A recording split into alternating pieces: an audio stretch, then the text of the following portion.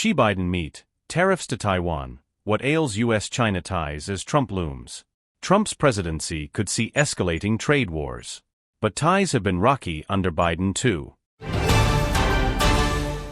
United States President Joe Biden and President Xi Jinping of China will meet on Saturday in what is expected to be their last face-to-face meeting during Biden's term as Beijing braces for a Donald Trump presidency in Washington.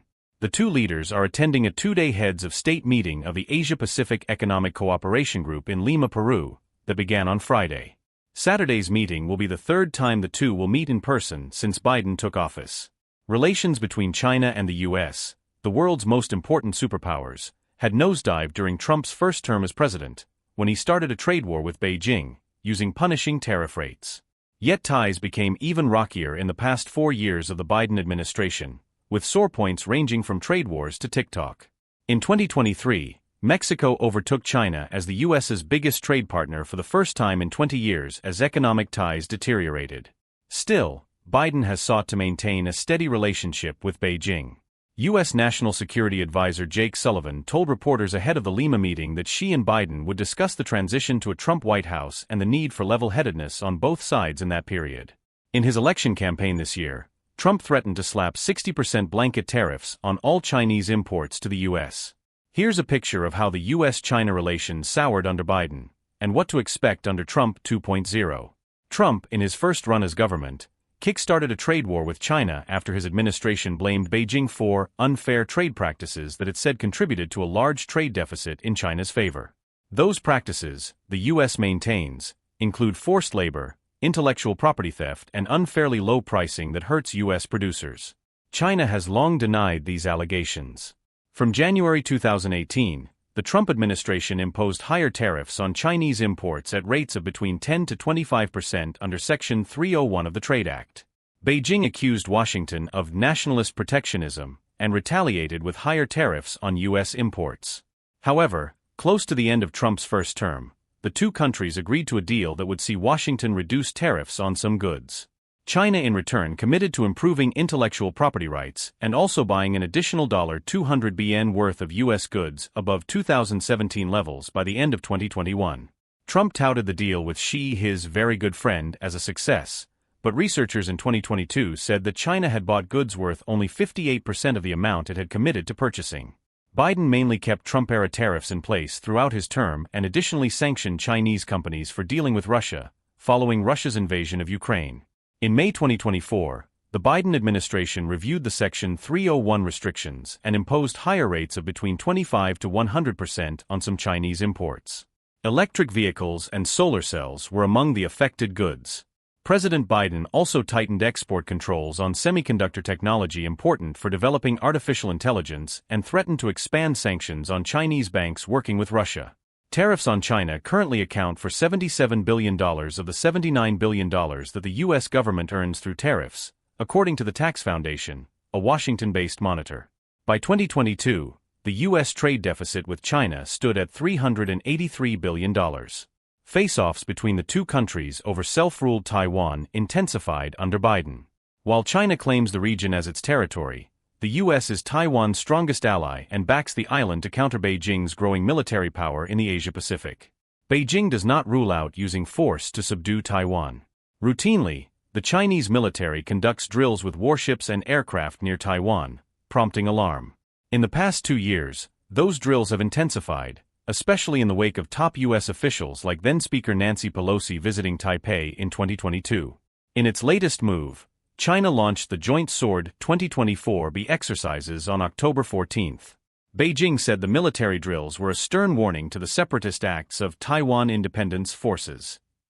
We can see that the world has a lot of regional flashpoints that are ongoing, and maybe Beijing sees this as an opportunity to test their will and see if the world's support for Taiwan is strong enough.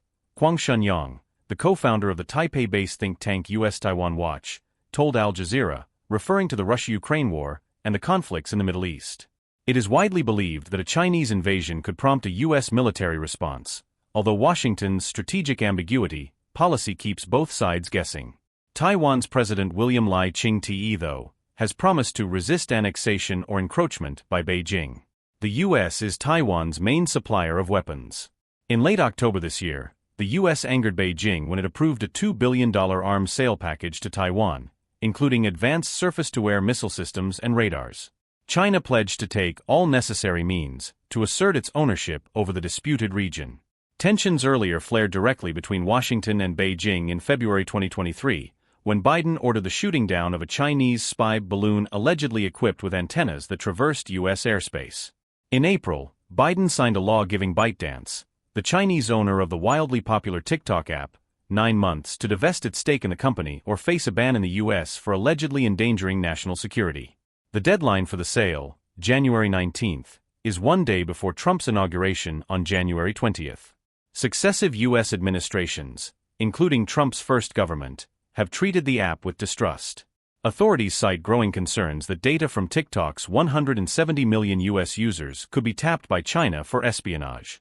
Some intelligence officers of the Federal Bureau of Intelligence have even warned that Beijing could influence American users by manipulating TikTok's highly effective algorithm that curates video content that users are exposed to. TikTok denies those claims. Chief Executive Shou Zichu, who was grilled by U.S. lawmakers in Congress in March 2023, maintained that ByteDance is not an agent of China. The app is now banned from government-issued phones in the U.S., the United Kingdom, and Canada. Trump's administration was the first to attempt a TikTok ban back in 2020, under an executive order. However, the company was able to secure an injunction from a Washington judge who said such a prohibition was unlawful. Experts say TikTok could again seek an injunction, and that the legal process could take several years. Trump's second term could see the trade war escalate, economists predict. His top cabinet picks include several officials known to advocate a tougher stance towards Beijing, including Florida Senator Marco Rubio. The senator, whom Trump has named as his incoming Secretary of State, is under Beijing sanctions for his outspoken criticism of Chinese policies. On the other hand, Trump's cabinet also includes X and Tesla owner Elon Musk, who has, at least while wearing his businessman's hat, been less hawkish towards China. While the president-elect has long claimed that the U.S.-China trade imbalance can only be corrected by slapping heavy tariffs on Chinese goods, analysts note that his first-term tariffs did not close the gap. The tariffs, which were also meant to prompt U.S. manufacturers in China to return to the country and increase production, actually caused some to shift to similarly cheap countries like Bangladesh or Vietnam instead, according to 2021 findings by Chima, a Hong Kong auditing firm. Meanwhile, Trump's plans for Taiwan are less clear.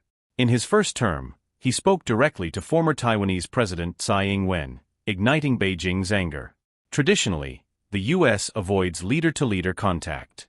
Trump's administration also increased weapon sales to the island. However, during this year's election campaign, Trump, while speaking on the Joe Rogan podcast, alleged that Taiwan stole American chip businesses, referencing the U.S.'s reliance on the island's semiconductors. He also criticized Taiwan for not paying the U.S. for protection. Analysts say those comments could signal less friendly relations. As for TikTok, Trump could prove more flexible, although he first led the charge against the company. During campaigns this year, he pledged to save TikTok, but has not revealed details. Trump argues banning TikTok would empower Facebook, which he calls an enemy of the people. Experts say Trump could push for U.S. authorities to modify the Biden ban or drop it. Tech regulation expert Anupam Chandra told Al Jazeera that Trump could also ask the U.S. Congress to empower him to renegotiate with the company. I think many politicians would prefer that TikTok not go dark in the U.S. in January. After all, some 170 million Americans continue to use the app, even after the government told them it's a national security threat, Chandra said.